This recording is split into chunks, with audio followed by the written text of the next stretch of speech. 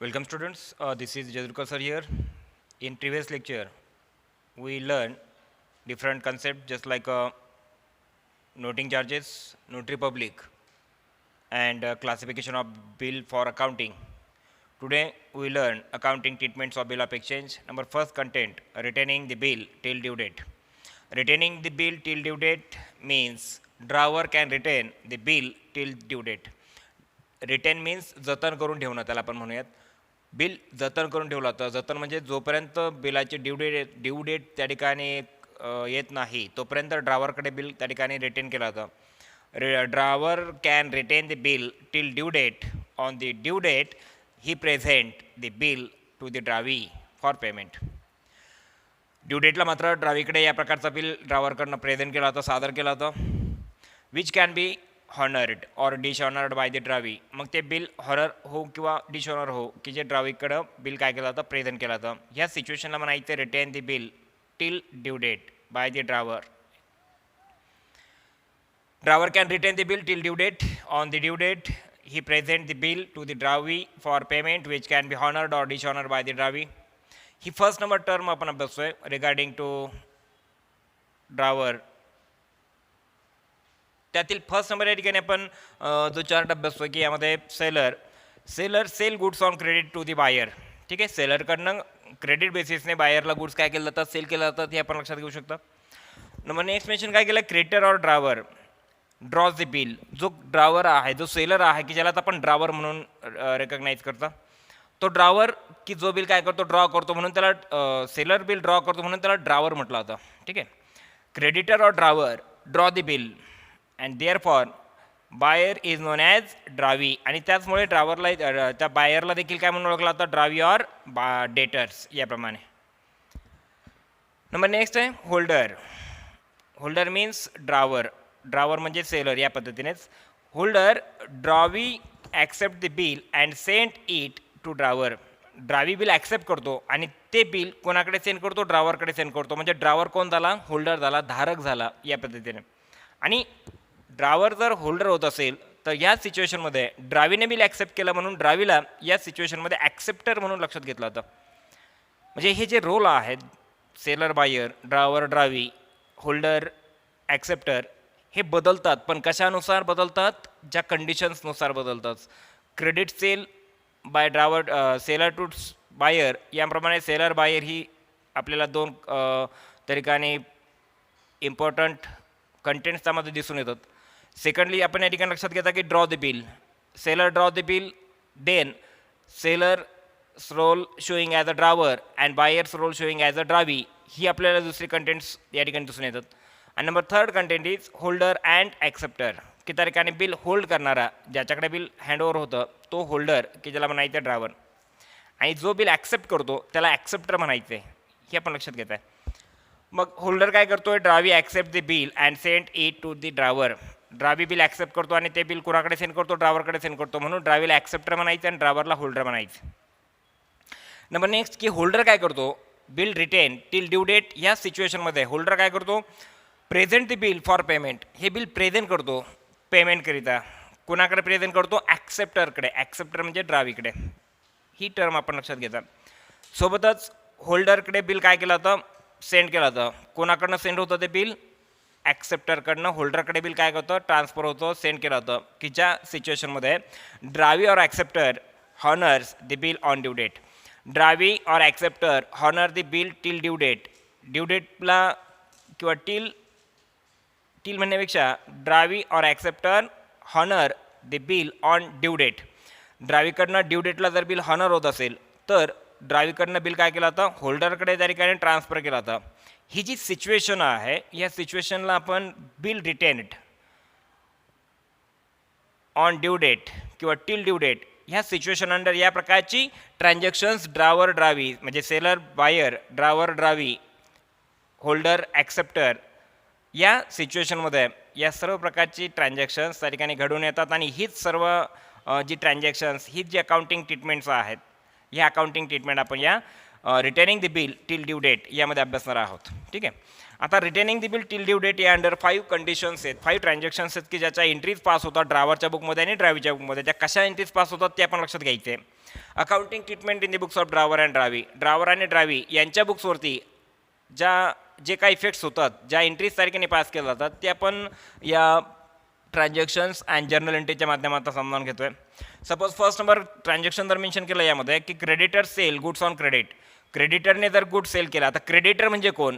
Creditor याचा अर्थ असा की ज्याला पैसे द्यायचे आहेत, ज्या व्यक्तीला पैसे तुम्हाला द्यायचे ती व्यक्ती क्रेडिटर. मग creditor sell goods on credit. मग क्रेडिटरने गुड सेल केल्या, मग क्रेडिटर म्हणून आपण कोणाला ओळखता? सेलरला. सेलर नेहमी क्रेडिटर असतो, सप्लायर नेहमी क्रेडिटर असतो, बरोबर. याप्रमाणे त्यालाच आपण ड्रावर म्हणूनही लक्षात घेतो.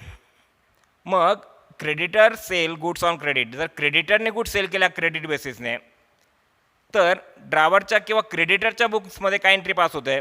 तर एंट्री पास होते debtors account debit to sales account. Debtors account debit to sales account. इथे क्रेडिट सेल आहे म्हणून debtors account debit to sales याप्रमाणे एंट्री पास करायची आहे. आणि ड्रावीच्या बुकमध्ये एंट्री काय पास होतं? ड्रावी काय करतो? गुड्स परचेस करतो म्हणून ड्रावीच्या बुकमध्ये एंट्री पास होते purchase account debit to drawer's account, purchase account debit to creditors account. याप्रमाणे इफेक्ट दिला तो क्रेडिटर्स अकाउंटला.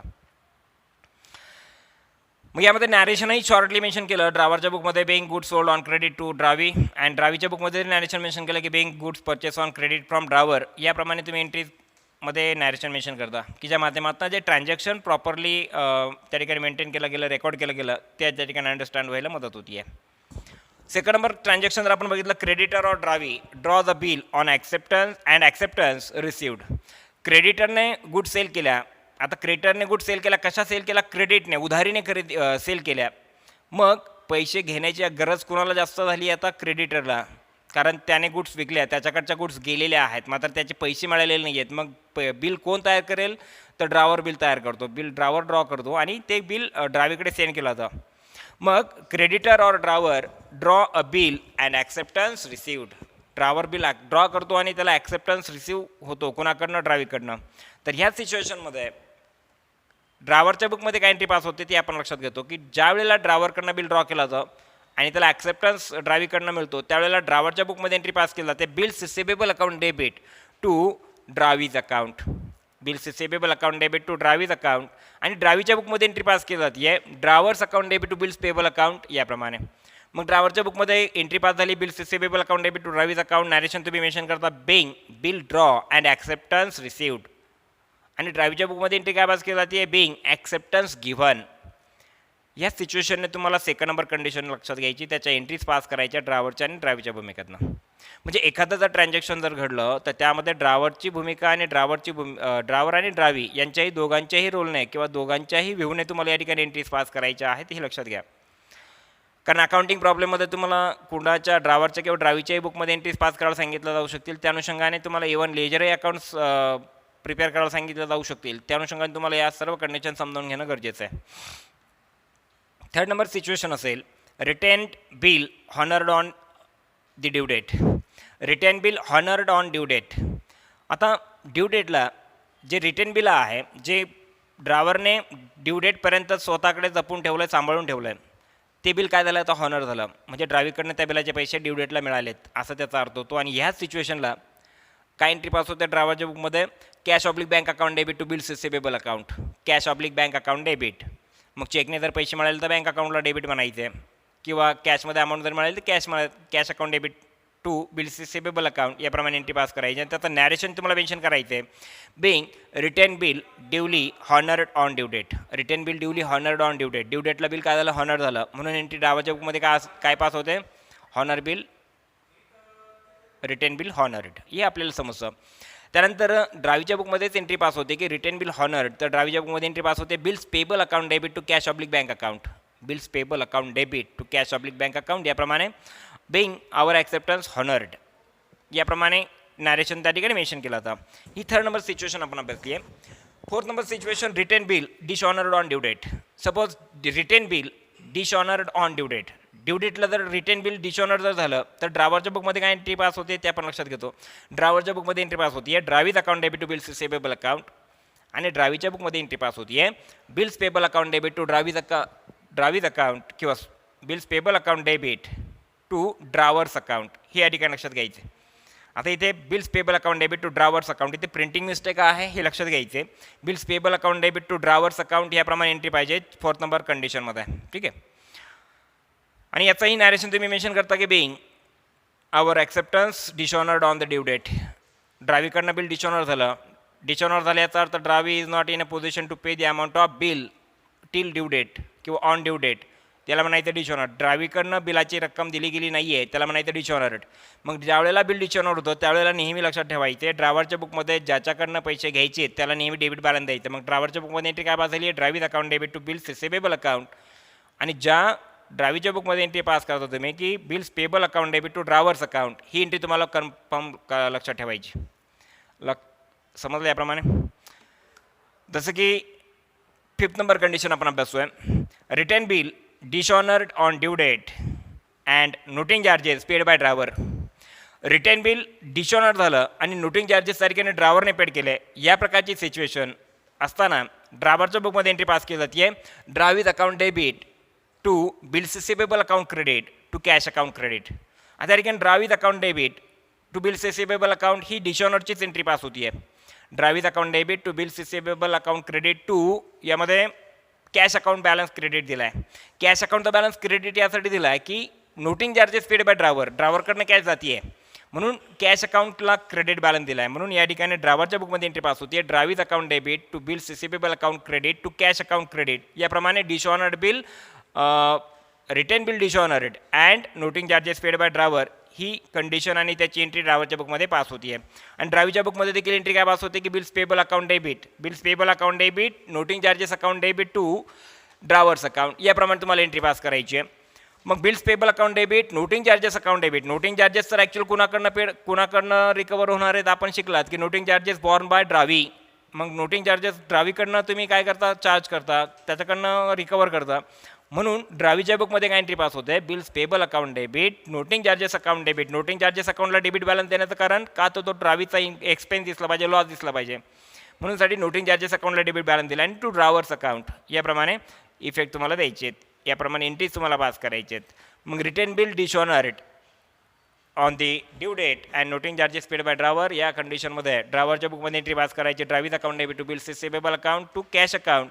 नॅरेशन असेल being retain bill dishonoured on due date and noting charges paid. ही ड्रायव्हरच्या बुकमध्ये एंट्री पास झाली. आणि ड्रायव्हिंगच्या बुकमध्ये एंट्री काय पास होते की bills payable account debit noting charges account debit to drivers account. Narration असेल being our acceptance dishonoured and noting charges payable. ही आपण कंडिशन लक्षात घेतलेली आहे. तर अशा पद्धतीने retain bill till due date या कंडिशन अंडर 5 एंट्रीज तुम्ही लक्षात घेतल्यात, 5 कंडिशन्स तुम्ही समजावून घेतल्यात की 5 कंडिशन्समध्ये काय असेल, क्रेडिट सेल बाय ड्रायव्हर. ठीक आहे. Second number condition acceptance of bill by driver किंवा ड्रायव्हीच्याही बुकमध्ये आपण लक्षात घेतो. जसं की मी दोन्हीच्याही बुकमध्ये काय काय कंडिशन्स आहेत ते सांगतोय. ड्रायव्हरच्या बुकमध्ये क्रेडिट सेल असेल, ड्रायव्हीच्या बुकमध्ये क्रेडिट परचेस असेल. बरोबर. ड्रायव्हरच्या बुकमध्ये बिल ॲक्सेप्टन्सची एंट्री पास होते, ड्रायव्हीच्या बुकमध्ये ॲक्सेप्टन्स गिव्हनची एंट्री पास होती आहे. थर्ड नंबर ड्रायव्हरच्या बुकमध्ये रिटर्न बिल हॉनर्ड आणि ड्रायव्हीच्या बुकमध्ये फक्त बिल हॉनर्डची एंट्री पास होती आहे. नंबर 4 आपण कंडिशन अभ्यासली आहे. ड्रायव्हरच्या बुकमध्ये डिशॉनर्ड बिल किंवा रिटर्न बिल डिशॉनर्ड आणि ड्रायव्हीच्या बुकमध्ये एंट्री पास आपण केली आहे किंवा कंडिशन आपण अभ्यासली आहे bill honoured. Return bill honoured हे ड्रायव्हीलाही माहीत नाही म्हणून फक्त ड्रायव्हीच्या बुकमध्ये फक्त डिशॉनर्ड बिल याचीच एंट्री पास होईल 4th नंबरमध्ये. आणि 5th नंबर असेल return bill dishonoured and noting charges paid by driver. ही ड्रायव्हरच्या बुकमध्ये एंट्री पास झाली आहे आणि ड्रायव्हीच्या बुकमध्ये काय एंट्री पास झाली आहे dishonoured bill and noting charges paid by ॲक्च्युअलमध्ये ड्रायव्हर. याप्रमाणे कंडिशन समजावून घ्यायचे आहेत. तर मला असं वाटतं 5 कंडिशन्स या return bill till due date या कंडिशन अंडर आपण अभ्यासल्यात किंवा रिटर्न बिल अंडर ज्या प्रोसेस आहेत बिल रिगार्डिंग त्या आपण लक्षात घेतलेल्या आहेत. निश्चितपणे या सर्व प्रोसेसेस तुम्हाला समजल्या असतील अशी अपेक्षा आहे. Okay, thank you. किती मिनिट झाले?